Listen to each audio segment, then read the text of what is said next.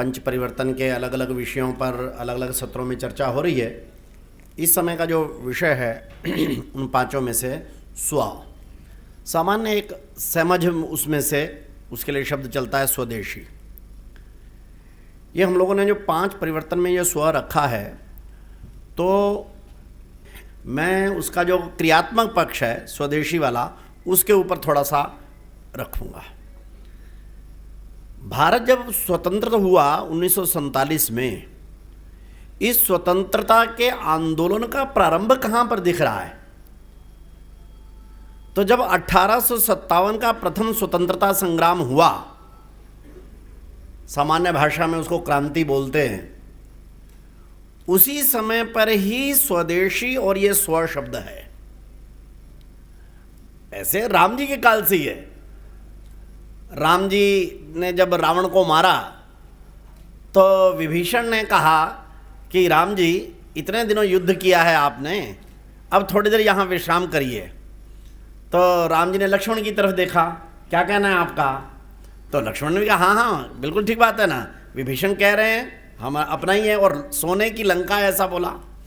तो वहाँ राम जी बोलते हैं, अपि स्वर्णमयी लंका न में लक्ष्मण रोचते, जननी जन्म भूमिश्च स्वर्गादपि गरीयसी।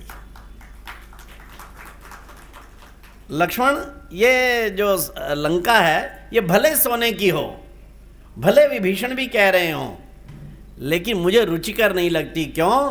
क्योंकि जननी और जन्मभूमि ये स्वर्ग से भी प्रिय होती है। ये जो स्व का भाव है, ये जो स्वदेशी का भाव है, ये तब से है। और 1857 की क्रांति के समय ही पंजाब के कूका राम सिंह, उन्होंने इसको प्रत्यक्ष स्वदेशी के आंदोलन के नाते से प्रारंभ किया। उन्होंने कहा कि जो डाक व्यवस्था है ये अंग्रेजों ने प्रारंभ की है, क्या हमारी अपनी कोई व्यवस्था नहीं है क्या? और इसलिए अपनी व्यवस्था कोई हो तो उसके लिए कूक दे के एक प्रतीक स्वरूप उन्होंने शुरू किया, और अंग्रेजों की डाक व्यवस्था का उन्होंने बहिष्कार किया।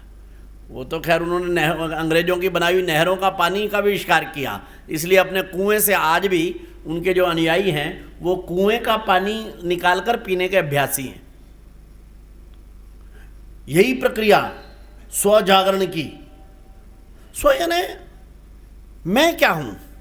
हम परकियों का अनुकरण करें, परकियों के शासन में रहें, परकियों के की हुई पद्धतियों का अनुसरण करें, इससे कभी भी आप अपने आप को प्रकट नहीं कर सकते।